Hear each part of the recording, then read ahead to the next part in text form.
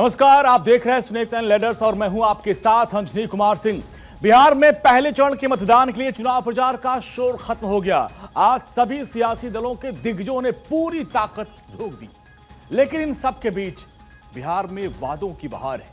हर party आधी आबादी को साधने में लगा हुआ है और कहा जाता है कि बिहार की आधी आबादी चुनावी पटल को पलटने की ताकत रखती है। बिहार का चुनावी रण वादों की सांप सीढ़ी पर बन चुका है और कोई जनता को वादों की सीढ़ी पर चढ़ाता है तो कोई दूसरा अपने वादों से उसे डसकर नीचे गिराने की कोशिश कर रहा है। बिहार में नीतीश कुमार और तेजस्वी यादव के बीच वादों की सांप सीढ़ी का खेल चल रहा है। एक वादा सामने आता है नहीं कि दूसरा उससे बड़ा वादा पार्टी रख देती है और इसलिए अब हर पार्टी महिलाओं के हित में वादों की नई सीढ़ियां बना रही है और दूसरे के वादे पर अपने वादे को रखकर उनको गिराने की पूरी कवायद कर रही है। और इसी कड़ी में महिलाओं पर सभी पार्टियां पूरा फोकस कर रही है। महिलाओं के लिए बड़े बड़े वादे किए जा रहे हैं। महागठबंधन के सीएम उम्मीदवार तेजस्वी यादव ने महिलाओं को लेकर एक बड़ा दांव चला है। महिलाओं को साधने के लिए उन्होंने आज एक बार फिर से एक बड़ा वादा कर दिया और गठबंधन के सीएम उम्मीदवार तेजस्वी यादव ने महिलाओं के जो बड़ा वादा किया उसके मुताबिक 4 नवंबर को उन्होंने एक प्रेस कॉन्फ्रेंस की, यानी आज प्रेस कॉन्फ्रेंस की, ऐलान किया कि अगर हमारी सरकार बनती है तो उसमें महिलाओं को क्या बड़े वादे किए गए वो आपको दिखाते हैं। माई बहन योजना के तहत महिलाओं को मिलेंगे 30,000 रुपए, यानी एक साल का जो पैसा इकट्ठे दे देंगे। एक साल की पूरी राशि 30,000 रुपए एक साथ महिलाओं के खाते में तेजस्वी यादव देंगे। आज इसका उन्होंने वादा किया और वो भी कब? मकर संक्रांति पर महिलाओं के खाते में जमा किए जाएंगे 30,000 रुपए। 14 जनवरी को 30,000 रुपए जमा कर दिया जाएगा। नया वादा हुआ है। माई बहन योजना के तहत आरजेडी ने महीने में 2,500 रुपए देने का वादा किया, लेकिन आज तेजस्वी ने कहा कि भाई इकट्ठे पैसा दूंगा मैं। जबकि जीविका दीदी कम्युनिटी मोबाइलाइजर को स्थायी करेंगे, यह भी एक वादा किया। तो महिलाओं पर पूरा फोकस है और यह भी कहा कि उन्हें 2,000 हर महीना देंगे। तो एक नया वादा अब तेजस्वी यादव ने किया। क्या कुछ कहा वो सुनाते हैं। माँ बहन मान योजना के तहत मकर संक्रांति को हमारी सरकार बनते ही 14 जनवरी को एक साल का यानी 30,000 रुपया डायरेक्ट उनके खाते में हम लोग डालेंगे। इतना ही नहीं, तेजस्वी यादव ने कहा कि एक साथ पैसा देने पर महिलाओं को इसका सीधा और अधिक फायदा मिलेगा। जितनी जीविका सीएम दीदियां हैं यानी कम्युनिटी मोबिलाइजर्स हैं, उन सभी सीएम दीदियों को स्थायी कर उन्हें सरकारी कर्मचारी का दर्जा देकर उनके वेतन को 30,000 प्रति माह हम लोग करेंगे। जीविका समूह की दीदियों को अन्य सरकारी कार्यों के निष्पादन के लिए प्रति माह 2,000 भत्ता जो है वो भी दिया जाएगा। तेजस्वी यादव के वादे को लेकर अब उनसे सवाल पूछा जा रहा है। बीजेपी सांसद अनुराग ठाकुर ने तेजस्वी यादव के वादों पर पलटवार करते हुए कहा कि लालू परिवार ने कभी महिलाओं का भला किया ही नहीं। आज भी एनडीए सरकार जो 1,45,00,000 महिलाओं को 10,000 रुपए दे रही है। आरजेडी और कांग्रेस ने चुनाव आयोग से इसे रोकने का अनुरोध किया। इसका मतलब साफ है कि वो नहीं चाहते महिलाओं को पैसा मिले। अगर महिलाओं के सम्मान के लिए, महिलाओं के उत्थान के लिए करोड़ों महिलाओं को 10-10 हज़ार रुपया नरेंद्र मोदी जी, नीतीश कुमार जी, एनडीए गठबंधन के दल दे रहे हैं, एनडीए की सरकार दे रही है, तो इसका विरोध। ये रिश्वत नहीं, ये उनके स्वाभिमान के लिए है, महिलाओं के सम्मान के लिए है और महिलाओं का सम्मान कभी कांग्रेस और राजद नहीं चाहती। तेजस्वी यादव वादे पे वादा कर रहे हैं, जिसको लेकर बिहार में सियासी बवाल मचा हुआ है। एनडीए तेजस्वी यादव के जो उनके वादे हैं उसको लेकर उनके ऊपर हमलावर है और कह रहे हैं कि वादे वो पूरा कैसे करेंगे। एनडीए का कहना है कि तेजस्वी यादव को खुद ही नहीं पता कि वो क्या कह रहे हैं और क्या कर रहे हैं। अब वादा क्या कर रहे हैं कि हर परिवार में एक व्यक्ति को नौकरी देंगे। कहां से 12 लाख करोड़ रुपए लाएंगे? मैं समझता हूं कि बिहार की जनता को इसका जवाब उन्हें देना चाहिए, जबकि बिहार का कुल बजट ही 3.17 लाख करोड़ रुपए का है। मैं लालू जी से पूछना चाहता हूं मैं राहुल गांधी से पूछना चाहता हूं, कांग्रेस के सारे वरिष्ठ नेताओं से पूछना चाहता हूं, क्या राजनीति सच बोलकर नहीं की जा सकती? बहनों भाइयों, यदि सार्थक राजनीति की जा सकती है, सेवा भाव से यदि राजनीति की जा सकती है, तो केवल और केवल सच बोलकर ही सार्थक राजनीति की जा सकती है। झूठ बोलकर कभी सार्थक राजनीति नहीं की जा सकती। देखिए, जैसे पता चलता है कि बहुत बुरी हार की तरफ जा रहा है महागठबंधन, तो ये सारी योजनाएं रोज इम्प्रूव होती जाएंगी। आप लोग बाद में कहेंगे कुल बिहार दे दे हम जीतला के बाद, तो ये सब नहीं होता है। जब जनता, उनको पता चल गया महागठबंधन को कि बहुत बुरी हार होने जा रही है, बहुत सारी आरजेडी की भी सीट इस वक्त एनडीए सरकार जीतने जा रही है, माहौल लहर बहुत बड़ी है, माँ जानकी की कृपा है। आपने शायद ही कभी देखा होगा कि सुबह सुबह प्रातः उठते ही उन्होंने कभी कोई बयान दिया। मुझे इस बात की सूचना मिली कि मेरी प्रेस कॉन्फ्रेंस की घोषणा करने के बाद कहीं न कहीं आरजेडी के खेमा में ये चर्चा हुई होगी कि उनकी ओर से भी कोई घोषणा होनी चाहिए। मोदी है तो ये भी मुमकिन है कि वो सुबह सुबह प्रेस वार्ता करें, लेकिन मुझे ऐसा लगता है कि उन्होंने बिहार की महिला को कम आंका है इस प्रकार की घोषणा करके। बिहार की 1 करोड़ 30 लाख महिलाओं को रोजगार योजना के अंतर्गत 10,000 की राशि मिल चुकी है, जो 2 लाख तक पहुंचाई जाएगी। क्या आरजेडी को वाकई में लगता है कि बिहार की वो महिला जो जीविका के इस कार्यक्रम से जुड़कर लाभान्वित हो चुकी है, जो 2 लाख की राशि पाने वाली है, वो अपने इस सम्मानजनक राशि को छोड़कर आरजेडी का कोई भी झुंझुना अपनाएंगी? बिहार की महिला, बिहार के हर एक नागरिक को इस बात का आश्वासन है कि आरजेडी की नहीं, गठबंधन की नहीं, एनडीए की सरकार आने वाली है। तो मतलब साफ है, बिहार में वादों की बहार है और एक दूसरे का काट करने की पूरी कवायद की जा रही है, चाहे महागठबंधन हो या फिर एनडीए। नीतीश कुमार हर कोई महिला यानी आधी आबादी पर पूरा दांव लगाने की कोशिश कर रहा है। अब आपको आंकड़ों के जरिए बताते हैं कि दोनों गठबंधन में किस तरीके से महिलाओं पर दांव खेला है। एनडीए की तरफ से कहा गया कि मुख्यमंत्री महिला रोजगार योजना के तहत 2 लाख रुपए की सहायता दी जाएगी।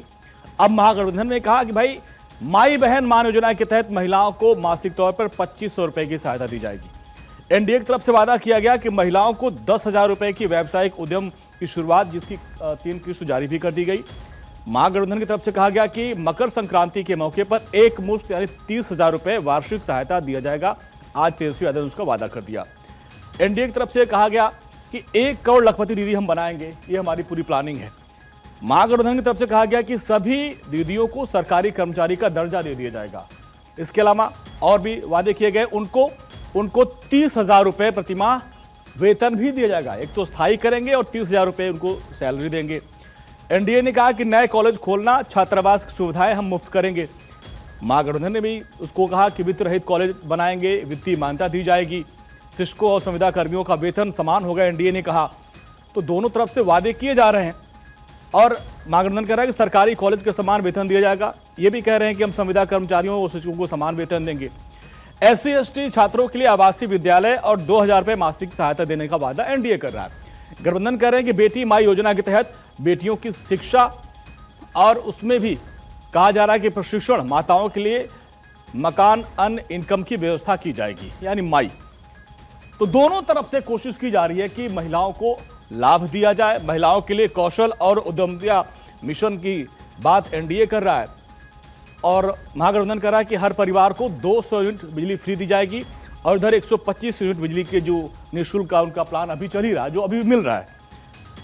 एनडीए में कहा कि विधवाओं, वृद्धों और विकलांगों के लिए पेंशन करीब 3 गुना हम बढ़ाएंगे। अब महागठबंधन कह रहा है कि वृद्धजनों, विधवा महिलाओं को 1,500 रुपए प्रतिमाह हम पेंशन देंगे, ये वादा किया गया है। मासिक भत्ते 400 रुपए से बढ़ाकर 1,100 रुपए हो गए और उधर 1,500 रुपए देने का वादा किया गया है। महिला सुरक्षा के लिए कई कानून बनाए गए हैं और इधर कहा गया कि महिलाओं से मनमानी वसूली रोकने पर हम कानून बनाएंगे। तो ये कंपैरिजन आप देखिए किस तरीके से महिलाओं पर पूरा फोकस रहा, चाहे वो एनडीए हो या फिर महागठबंधन हो। अब आप देखिए 2006 में पंचायत में 50% महिलाओं को आरक्षण देकर उनको मुख्य धारा में लाया गया था। नीतीश कुमार महिलाओं को लेकर तमाम योजनाएं चलाते रहते हैं। 2006 में पंचायतों में 50% महिलाओं को आरक्षण देने का वादा किया गया था और इसके बाद जो साइकिल योजना उनकी थी ये बहुत कारगर रही और जिसका काफी फायदा मिला था। पोशाक योजना नीतीश कुमार लेके आए थे, चुनाव में इसका काफी फायदा मिला था। शराब बंदी करके महिलाओं को अपने साथ जोड़ा था और ये बड़ा इमोशनल मुद्दा था। इसको लेकर नीतीश कुमार के साथ महिलाओं का साइलेंट वोटर था। सरकारी नौकरियों में 35% आरक्षण दिया इन्होंने। इसके अलावा अभी आप देखिए 1,21,00,000 जीविका दीदियों को 10,000 रुपए की जो राशि है किस्त वो दी जा चुकी है। तो ये पूरा फोकस नीतीश कुमार का, एनडीए का है और जिसकी शुरुआत खुद प्रधानमंत्री मोदी ने 10,000 की किस्त जारी करके की थी। तो दोनों तरफ से आप देखिए महिलाएं कितनी हैं। अब इसमें आप देखिए बिहार की सियासत में अब बात सिर्फ जाति या समाज की नहीं रह गई है, बल्कि बिहार की सियासत में इस वक्त महिलाओं पर पूरा फोकस है और कहा भी जाता है कि जो महिलाएं हैं वो साइलेंट वोटर नीतीश कुमार की रही हैं और इसीलिए महागठबंधन हो या फिर एनडीए, दोनों का फोकस आधी आबादी पर पूरा फोकस है और उनके लिए तमाम बड़े बड़े वादे किए जा रहे हैं। अब महिलाएं देखिए सिर्फ वोटर नहीं है बल्कि एक निर्णायक भूमिका निभा रही हैं। घर की चौखट से लेकर विधानसभा की दहलीज तक उनकी आवाज अब सियासत की दशा और दिशा दोनों बदल रही हैं, उसको तय कर रही हैं और इसलिए बिहार विधानसभा चुनाव में उन पर दांव खेला जा रहा है। और यही वजह है कि पार्टियां महिलाओं को लुभाने के लिए तमाम बड़े बड़े वादे कर रहे हैं। लेकिन अब सवाल ये उठता है कि बिहार की महिलाओं को क्या सम्मान मिलेगा, सुरक्षा और सशक्तिकरण उनको मिलेगी या फिर सियासत होगी, वादों और नारों में ही रह जाएगा लक्ष्मी, दुर्गा, शक्ति का नाम। तो ये देखिए किस तरीके से महिला फोकस था। लेकिन अब बात करते हैं बिहार चुनाव में राम मंदिर का मुद्दा आया और जिस पर स्टार वॉर छिड़ गया। बिहार में चुनाव में राम मंदिर का मुद्दा उठा। अब आप सोचिए कि अयोध्या राम मंदिर का मुद्दा बिहार में क्यों सुर्खियों में है। इसलिए सुर्खियों में है कि आरजेडी ने भोजपुरी के ट्रेंडिंग स्टार खेसारी लाल यादव को टिकट दिया और वो सियासी मैदान में है और शुरुआत की है खेसारी लाल यादव ने, जिन्होंने राम मंदिर पर सवाल खड़े कर दिए कि राम मंदिर क्यों बनाया जा रहा है, उसकी जगह पर अस्पताल, स्कूल, कॉलेज बनने चाहिए थे। अब इस पर जो है स्टार वॉर छुड़ गया। बीजेपी की तरफ से पूर्व सांसद और भोजपुरी के जुबली स्टार दिनेश लाल यादव निरहुआ ने उनके ऊपर पलटवार किया। पवन सिंह ने भी, पावर स्टार पवन सिंह ने भी उनके ऊपर पलटवार किया। तो ये तीनों स्टार में आपस में राम मंदिर के मुद्दे पर जबरदस्त वार पलटवार का दौर शुरू हो गया है। अब ऐसे में दिनेश लाल यादव ने खेसारी लाल यादव के इस बयान पर कह दिया कि ऐसा बयान तो कोई यदमुल्ला दे सकता है, यानी खेसारी लाल यादव को दिनेश लाल यादव ने यदमुल्ला बोल दिया।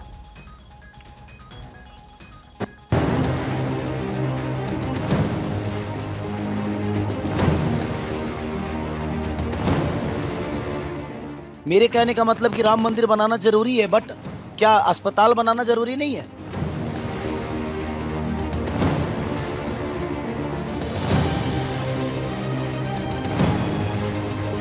कोर्ट के आदेश आने के बाद जब वहां भव्य राम मंदिर बना है तो आप बकवास करते हैं कि वहां मंदिर के जगह हॉस्पिटल बनना चाहिए। तो ऐसे आदमी को यदमुल्ला ही कहा जा सकता है, अब ये यादव नहीं हो सकता।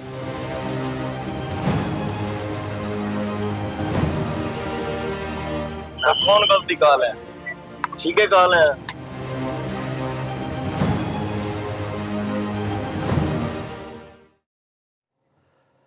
छपरा से ताल ठोक रहे खेसारी लाल यादव ने राम मंदिर पर बयान देकर वो फंस गए। इसके बाद उन्होंने यू टर्न किया। उन्होंने कहा कि भाई मेरा मतलब यह है कि मंदिर भी बने, अस्पताल भी बने और विद्यालय भी बने। अब इसको लेकर उन्होंने सफाई दी। खेसारी लाल यादव एनडीए की प्राथमिकताओं पर तीखी टिप्पणी करते हुए नजर आए और कहा कि राम मंदिर बनना जरूरी है, लेकिन क्या अस्पताल बनना जरूरी नहीं है? क्या रोजगार जरूरी नहीं है? क्या शिक्षा जरूरी नहीं है? मेरे कहने का मतलब कि राम मंदिर बनाना जरूरी है, बट क्या अस्पताल बनाना जरूरी नहीं है? हाँ? रोजी रोजगार जरूरी नहीं है? शिक्षा जरूरी नहीं है? मैं ये कह रहा हूं कि अब बनाइए, दुनिया में सारे हर जगह मंदिर बना दीजिए, लेकिन मंदिर से हमारे बच्चों का भविष्य तय हो जाएगा? मंदिर से अगर हमारे बच्चों का भविष्य तय होता है तो मैं चाहता हूं कि आप 200 मंदिर बिहार में बना डालिए। तो आरजेडी नेता खेसारी लाल यादव ने टिप्पणी की, जिस पर पलटवार किया बीजेपी के नेता, पूर्व बीजेपी के सांसद और भोजपुरी के जुबली स्टार दिनेश लाल यादव निरहुआ ने। उन्होंने कहा कि ऐसे आदमी को यदमुल्ला ही कहा जा सकता है, ये यादव नहीं हो सकता। उन्होंने कहा कि राम मंदिर के लिए 500 सालों का इंतजार करने वाले हिंदू समाज के प्रति उनकी टिप्पणी अस्वीकार है। उन्होंने स्पष्ट शब्दों में कहा कि बिहार को जंगल राज नहीं चाहिए, बल्कि सुशासन की सरकार चाहिए और यही विकास का माध्यम है। आप विरोध करना है तो भाजपा का विरोध करिए। आप चुनाव लड़ रहे हैं, आप नीतीश जी का विरोध करिए। आप जिस प्रत्याशी से लड़ रहे हैं उसका विरोध करिए। आपकी हिम्मत कैसे हो गई ये बोलने की कि राम मंदिर के जगह पे हॉस्पिटल बनना चाहिए था। 500 साल जिस मंदिर के लिए हिंदू लड़ते रहे, अपने जान की बाजी लगाए, कुर्बानी दिए, और कोर्ट के आदेश आने के बाद जब वहाँ भव्य राम मंदिर बना है तो आप बकवास करते हैं कि वहाँ मंदिर के जगह हॉस्पिटल बनना चाहिए। तो ऐसे आदमी को यदमुल्ला ही कहा जा सकता है, अब ये यादव नहीं हो सकता है। राम मंदिर पर जारी स्टार वॉर में अब पवन स्टार पवन सिंह की में एंट्री हो गई। पवन सिंह ने दिनेश लाल यादव निरहुआ का समर्थन किया और कहा कि खेसारी लाल यादव मंच पर कुछ भी बोल देते हैं, उन्हें संभल के बोलना चाहिए। कौन गलती काल है, ठीक है काल है, कौन गलती काल है, ठीक है काल है। तो आप देखिए किस तरीके से स्टार वॉर छिड़ा हुआ है। अब दिनेश लाल यादव का समर्थन पवन सिंह ने कर दिया, खेसारी लाल यादव यहां पे फंस गए हैं। लेकिन जिस तरीके से उन्होंने ये मांग की कि मंदिर नहीं, यहाँ पे स्कूल और हॉस्पिटल बनना चाहिए, थोड़ा सा आंकड़ा आपके सामने रखता हूँ कि बिहार में कितने मंदिर हैं, कितने स्कूल हैं, ये भी आपके सामने होना चाहिए। तो आप देखिए, सबसे पहले हम बात करते हैं स्कूलों की। तो बिहार में प्राथमिक जो विद्यालय हैं वो सरकारी है 42,000, प्राइवेट है 8500, यानी कुल जो प्राथमिक विद्यालय हैं वो करीब 50,500 हो गए। उच्च प्राथमिक विद्यालय की बात करें तो 25,000 है, प्राइवेट है 4200, कुल मिलाकर 29,200। माध्यमिक विद्यालय की आप देख लीजिए, ये 2200 हैं, प्राइवेट है 1800 और कुल मिला के 4000 ये माध्यमिक विद्यालय हो गए। अब उच्च माध्यमिक विद्यालय के बारे में आप जान लीजिए, 2100 सरकारी हैं, प्राइवेट है करीब 1500, कुल मिलाकर 3600 हो गए। कुल जो विद्यालय सरकारी है वो 71,300, कुल प्राइवेट विद्यालय 16,000 और ओवरऑल सरकारी प्राइवेट मिलाकर 87,300 विद्यालय हैं। तो इतने तो विद्यालय हैं। अब मंदिर की बात कर लेते हैं। बिहार में मंदिर कितना है ये भी आंकड़ा आपको समझना चाहिए। तो जो पंजीकृत मंदिर, रजिस्टर्ड मंदिर हैं वो हैं 2,499। BSBRT के पास रिकॉर्डेड जो बड़े मंदिर हैं जैसे कि महाबोधि, तमाम जो बड़े मंदिर हैं, महावीर मंदिर हैं, इन मंदिरों के हवाले से है। अनरजिस्टर्ड जो मंदिर हैं वो 2,512 हैं। छोटे मध्यम मंदिर जैसे वैशाली में सबसे अधिक हैं 438, भभुआ में 307 छोटे बड़े मंदिर हैं। कुल मठ और मंदिरों की अगर हम संख्या रखें तो 5,777 हैं, जिसमें रजिस्टर्ड अनरजिस्टर्ड दोनों की संख्या है। तो इस हिसाब से कुल जो अनुमानित मंदिर हैं अगर बिहार की हम बात करें तो 7,742 हैं। सभी प्रकार के हिंदू मंदिर, बड़े छोटे, जैन, बौद्ध सारे हैं, उनको करीब 100-200 मंदिर हैं। तो आप समझिए कि किस तरीके से वहाँ पे विद्यालय हैं और कितने मंदिर हैं, कितने अस्पताल हैं। तो अब आप देखिए, मंदिर बनाना देश के विकास में कोई बाधा नहीं है, कोई रुकावट नहीं है इससे, क्योंकि मंदिर सिर्फ एक धर्मस्थल नहीं होते। जो धार्मिक स्थल हमारे हैं, चाहे वो मंदिर हो, मस्जिद हो, गुरुद्वारा हो, ये सभ्यता और संस्कृति का पैमाना होते हैं। वो हमारे उसके धोधक, उसके रक्षक होते हैं, सामाजिक चेतना का प्रतीक होते हैं। जहां भगवान की मूर्ति होती है वहां समाज की आत्मा बसती है। और इन दीवारों के भीतर सिर्फ पूजा नहीं होते, संस्कार और सामाजिक एकता की ध्वनि गूंजती है। भारत की पहचान सिर्फ उद्योग, सड़कों, इमारतों से नहीं होती है। भारत की पहचान है आस्था और परंपरा। कारखाने अगर देश को आर्थिक रूप से मजबूत करते हैं तो मंदिर, मस्जिद, गुरुद्वारे, चर्च सांस्कृतिक रूप से हमें और समृद्ध बनाते हैं, और यही हमारे भारत की पहचान है। इसलिए दोनों ही एक सिक्के के दो पहलू हैं। और इसी के साथ स्नैक लीडर्स में आज के लिए बस इतना ही। छोटा सा ब्रेक के बाद भी खबरों का सिलसिला लगातार जारी है। नमस्कार।